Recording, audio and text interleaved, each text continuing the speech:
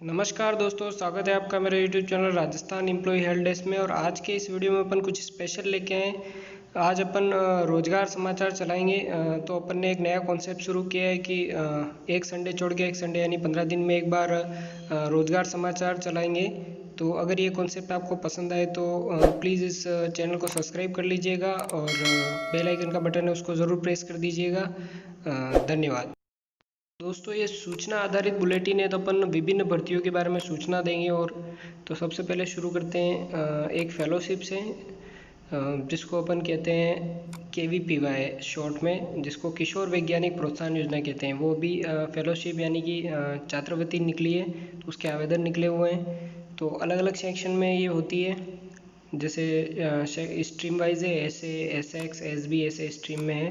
तो अलग अलग स्ट्रीम में इसकी अलग अलग क्वालिफिकेशंस हैं। जैसे ऐसे के स्ट्रीम में जो अभी इस साल 11th में आया है बच्चा, और 10th में 75 या ST/SC फिजिकल डैमेज है तो 65% या जनरल है तो 75% के हिसाब से अगर उसने स्कोर किया है और वो भी 11th में आया है तो वो इसके लिए एलिजिबल है। और वो आगे अगर BSc BTech BSc करना चाहता है। और SX में भी ऐसे ही है, कुछ जो भी 10th में आया है 10+2 में यानी कि, और लगभग वही क्वालिफिकेशंस हैं कि वो जो करके आया है पीछे वो। तो आप ये नोटिफिकेशन में नीचे लिंक में दे दूंगा, सारे ये फोल्डर जितना है उतना, तो आप डाउनलोड करके सारा नोटिफिकेशन रीड कर सकते हैं। इसी तरीके से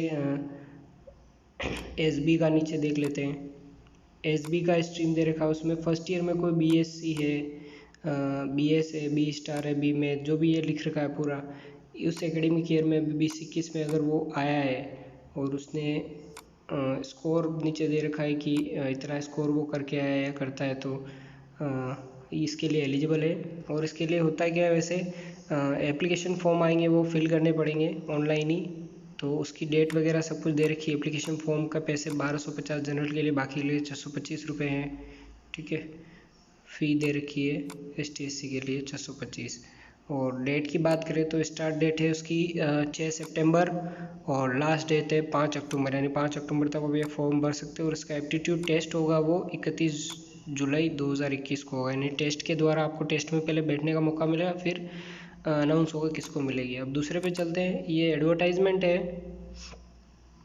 राजस्थान राज्य कर्मचारी बोर्ड का, कर्मचारी चयन बोर्ड का, शीघ्र लिपिक यानी स्टेनोग्राफर का। आपको पता होगा कब से आया हुआ है, तो उसकी डेट भी 24 तारीख लास्ट है। तो ये आप आवेदन कर सकते हैं अपनी SSO ID से लॉगिन करके।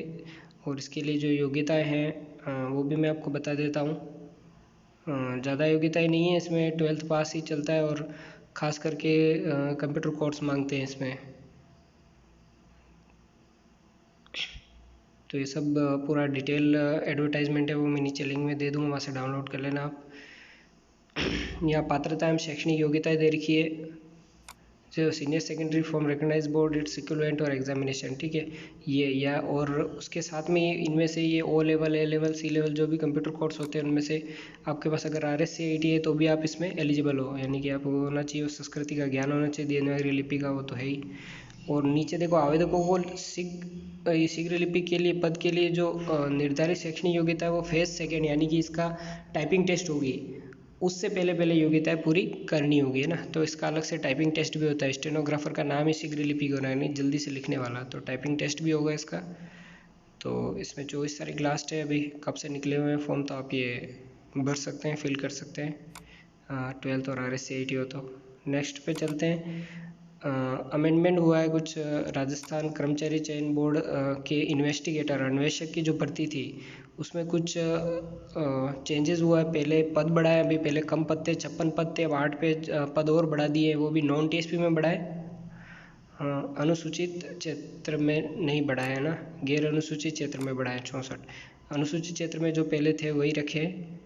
ठीक है, 6 पद थे, 6 ही हैं, अभी 56 की जगह 64 कर दिए। तो ये पूरा नीचे दे रखा है गैर अनुसूचित क्षेत्र में पद किस किस कैटेगरी में कैसे कैसे बढ़ा है, तो आप ये नीचे लिंक से डाउनलोड करके देख सकते हैं, पूरा फोल्डर दे दूंगा मैं। और एक डिटेल एडवर्टाइजमेंट एक और आया हुआ है, इसका बता देता हूँ। इंस्टीट्यूट बैंकिंग पर्सनल यानी IBPS का, IBPS क्लर्क की भर्ती करवा रहा है अभी। तो उसके रिगार्डिंग आया हुआ है, डेट भी दे रखी है, 2 तारीख से फॉर्म स्टार्ट है, 23 तक आप भर सकते हैं, 23/9 तक, ठीक है। और फ़ी भी वही है सेम। और 17/11 को ऑनवर्ड प्री एग्ज़ाम ट्रेनिंग होती है, इनके एग्ज़ाम से पहले ट्रेनिंग करते हैं, उसके लिए 17 तारीख को होगी वो, और लेटर आएंगे 17 को, है ना, उसके बाद रखेंगे, वो डेट नहीं दी है। तो इस तरीके से आप देख सकते हैं। नीचे देखो आंध्र प्रदेश वगैरह सब जगह कौन से रीजन में कहाँ किस किस बैंक में कौन कौन सी पोस्ट है, कैटेगरी वाइज दे रखी है। आप इसमें अपना राजस्थान का ढूंढना हो तो भी ढूंढ सकते हैं, Ctrl+F करके फाइंड करके राजस्थान लिख लो, आ जाएगा। देखो राजस्थान में ये bank of Baroda, bank of India, कितनी कितनी पोस्टें हैं, क्या है, तो उसके बारे में दे रखा है पूरा। तो डिटेल एडवर्टाइजमेंट आप देख सकते हो, और उसकी योग्यता क्या है सारा देख के आप भर सकते हो फॉर्म। एग्ज़ाम पोस्टपोन हुआ है, राजस्थान कर्मचारी चयन बोर्ड के कौन से एग्ज़ाम पोस्टपोन हुए हैं, तो आपको पता होगा अभी अक्टूबर में 3 एग्ज़ाम होने वाले थे। एक तो फार्मासिस्ट का, ठीक है, और अन्वेषक सीधी भर्ती, इन्वेस्टिगेटर जो मैंने अभी बताया जो पद बढ़ गए उसका, और कनिष्ठ अनुदेशक कार्यालय गणना एवं विज्ञान सीधी भर्ती 2018, इसका। इन तीनों का एग्ज़ाम 4, 10 और 11 को होना था, जो कि माह अक्टूबर में अभी पंचायती राज चुनाव है और विश्वविद्यालयों की बहुत सारों की एग्ज़ाम भी है, तो इसलिए उन्होंने स्थगित कर दी परीक्षा। बाद में इसका डाल देंगे, जब भी आएगी तब हम आपको ज़रूर बताएंगे। तो ये सूचना है कि ये तीनों एग्ज़ाम पोस्टपोन हो चुके हैं। उसके बाद MLSU के गाइडलाइन जारी हुई। MLSU जो विद्यालय मोहनलाल सुखाड़े यूनिवर्सिटी विश्वविद्यालय तो उसका एक अपील जारी की है परीक्षार्थियों के लिए कोरोना काल के लिए। तो वैसे ऊपर विशेष कुछ नहीं लिखा है। वैश्विक महामारी को देखते हुए सभी परीक्षार्थियों को शुभकामनाएं और स्वास्थ्य की कामना वगैरह की गई है, और मुंह पे मास्क वगैरह बांध के आना है सब है। पर मेन ये लिखा है कोविड-19 के चलते विश्वविद्यालय द्वारा प्रश्न पत्र के भाग अ व ब को ही हल करना है, सिर्फ अ भाग और ब भाग 2 को ही हल करना है, ठीक है, स को करना ही नहीं है। जिसमें राज्य सरकार के निर्देशानुसार ब भाग में इकाई प्रावधान को समाप्त कर दिया है। ब में से कोई भी 5 प्रश्न करने हैं। पहले क्या होता था 5 इकाई देते थे, एक इकाई से एक तो करना ही पड़ता था, तो अब नहीं है, अब ऐसा कुछ नहीं है। उन 10 प्रश्नों में से आप 5 कोई से भी कर सकते हो, किसी भी के। और सहभाग बिल्कुल भी नहीं करना है, यानी कि अ करना है, ब में कोई से भी 5 प्रश्न करने किसी भी इकाई से, और सहभाग करना ही नहीं है। और घंटे भी कम कर दिए, 3 घंटे की जगह 2 घंटे कर दिए, ठीक है। तो ये MLSU वाले छात्रों के लिए सूचना है, तो वो पेपर देने जाए तो इसकी जानकारी ज़रूर रखें। और कंटेनमेंट जोन में जो छात्र हैं और जो अभी कोरोना से पॉजिटिव है उनके लिए अलग से परीक्षा आयोजित करवाई जाएगी, ये भी लिखा गया है, वो टेंशन ना लें, तो आप बाद में भी भाग ले सकते हैं। और परीक्षा पत्र में कोई त्रुटि है तो अभी भी लिख के प्रार्थना पत्र केंद्राध्यक्ष को दे सकते हैं, तो वो सुधार कर देंगे उसमें। तो ये प्रोफेसर अमेरिका सिंह कुलपति हैं MLSU के, अमेरिका सिंह जी, तो उन्होंने ये एक अपील जारी की है। तो ये MLSU के स्टूडेंट्स के लिए। फिर आगे चलते हैं अपन, नेक्स्ट भर्ती कौन सी है देख लेते हैं। ये पैरामेडिकल ECG भर्ती में कोई संशोधन आया है। पैरामेडिकल सर्वर्स के ECG टेक्निकल भर्ती 2000 प्रेस विज्ञप्ति जो जारी हुई थी, तो उसकी डेट बढ़ा दी है। मतलब आप SSO ID पे जाके अब आपने नहीं भरा है तो ये फॉर्म भर सकते हैं, और इसकी एलिजिबिलिटी वगैरह जानने के लिए आप SSO से सीधा देख सकते हैं पूरा एडवर्टाइजमेंट। और 5/9 थी पहले डेट, तो उसको डेट कर को 11/9 कर दिया है, ठीक है। और संशोधन की वगैरह ये डेट पूरी लिखी हुई है, आप इसको पूरा पढ़ सकते हैं। मैं डिस्क्रिप्शन में लिंक में डाल दूंगा, तो आप ये डाउनलोड करके देख सकते हैं। और SDAP कैंसिल हुआ है, यानी कि 2 भर्तियां हैं वो कैंसिल हो गई है। RPSC की तरफ से शुद्धि पत्र जारी हुआ है कि आयोग की 2 भर्तियां थी, एक तो सहायक आचार्य की थी बायोफिजिक्स की, और एक वरिष्ठ प्रदर्शक की थी, जिसके तो एडमिट कार्ड भी आ गए थे।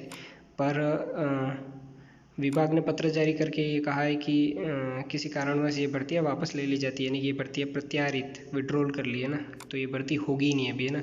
तो उसका एक नोटिफिकेशन उसका भी आया है वरिष्ठ प्रदर्शक का, कि उसके एडमिट कार्ड वो भी देख लेते हैं अपन। तो आप ये अगर ये विज्ञापन से देख के आपने अगर किया है फॉर्म भरा है, तो आप आयोग में जाके एप्लीकेशन वगैरह लगा के ID प्रूफ लगा के और आवेदक का प्रति लगा के आप पैसे वापस रिटर्न के लिए डाल सकते हैं। मतलब आपको आयोग में जाना पड़ेगा, ऑनलाइन कोई सुविधा नहीं है। पैसे अगर रिटर्न चाहिए आपको फॉर्म भर दिया है, तो ये भर्तियाँ कैंसिल हो चुकी है, ठीक है।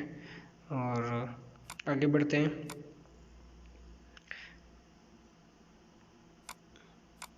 ये आप जो भी देख रहे हो, जितने भी एडवर्टाइजमेंट है, मैं आपको लिंक दे दूँगा इसके। अब ये भी वही है, वरिष्ठ प्रदर्शक जो मैंने अभी बताया था, वरिष्ठ प्रदर्शक बायोफिजिक्स का जो भर्ती के जो डेट आ गई थी 11/14/9 को होने वाली थी, और एडमिट कार्ड भी आ गए थे, तो वो कैंसिल हो गए हैं ना, पूरी भर्ती हटा ली, इसलिए एडमिट कार्ड क्या काम किया, इसलिए एडमिट कार्ड वगैरह सब कुछ बंद कर दिया है। अब वुमन सुपरवाइज़र की बात कर लेते हैं। वुमन सुपरवाइज़र भर्ती कब से अटकी हुई है, तो उसमें क्या संशोधन आया है। तो कर्मचारी चयन बोर्ड ने आंगनवाड़ी कोटे की जो वुमन सुपरवाइज़र की भर्ती हो रही है उसमें दिव्यांगजनों की 2 कैटेगरियाँ बढ़ा दी है ना।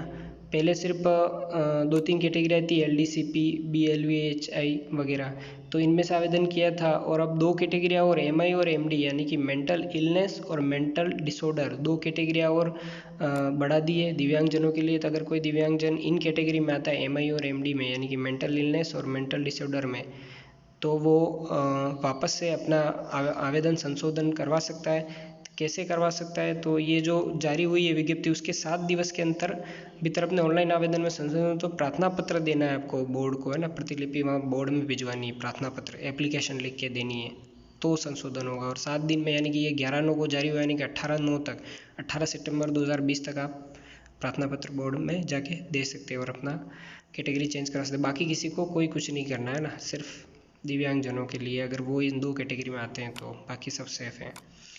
और आगे बात कर लेते हैं, CHO भर्ती आई थी एक कम्युनिटी हेल्थ ऑफिसर की, उसकी डेट एक्सटेंड हो गई है।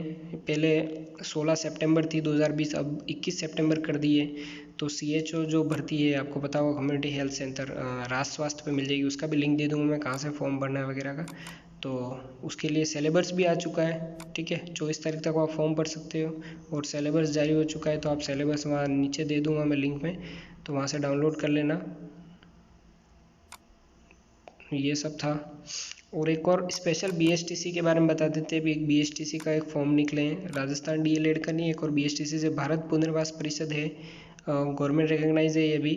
तो उन्होंने अपनी ओर से BSTC करवाने के लिए एक जारी किया है पूरा। BSTC नहीं, बहुत सारे कोर्स हैं इनके पास, तो प्रेस नोट जारी किया इन्होंने और डेट भी दी है उन्होंने कि 14 तारीख सितंबर से फॉर्म भरे जाएंगे और 30 सितंबर तक फॉर्म भरे जाएंगे, यानी कि डेट है 14 से 30, और 5 को वो मेरिट लिस्ट आउट करेंगे वेबसाइट पे।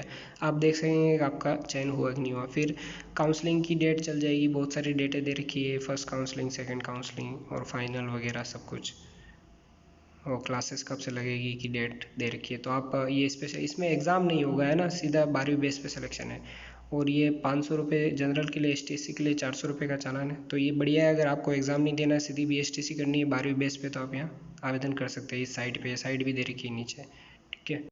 तो VMOU की बात करें तो उन्होंने फ्रेश एडमिशन और प्रमोटी एडमिशन की डेट 25/9 यानी 25 सितंबर 2020 तक बढ़ा दी है। तो आप फ्रेश एडमिशन या प्रमोटी एडमिशन ले सकते हैं VMOU में, अभी डेट बाकी है। एक महत्वपूर्ण सूचना है दोस्तों कि नवोदय विद्यालय में कक्षा 6ठी के लिए सत्र 21-22 के आवेदन शुरू हो चुके हैं। कक्षा 6 में प्रवेश प्रक्रिया में भाग लेना चाहते हैं जो भी विद्यार्थी, वो नवोदय की वेबसाइट पर जाके आवेदन कर सकते हैं। और आवेदन करने के लिए जो आवश्यक चीज़ें हैं वो एक आवेदन पत्र होगा, जिसको आपको फिल करके आपके जहाँ बच्चा पढ़ता है उस HM प्रिंसिपल से वेरीफाई करवाना होगा, और बच्चे का फ़ोटो और उसके साइन, और अभिभावक या संरक्षक जो भी पिता है उसके साइन भी साइट पे अपलोड होंगे। तो ये सारी तैयारियां करके आप बच्चे का आवेदन फॉर्म भर सकते हैं। आज के वीडियो में बस इतना ही। वीडियो पसंद आए तो उसको लाइक, कमेंट और शेयर जरूर कर दीजिएगा, और चैनल को सब्सक्राइब कर दीजिएगा, और बेल आइकन के बटन को ज़रूर दबा दीजिएगा। धन्यवाद।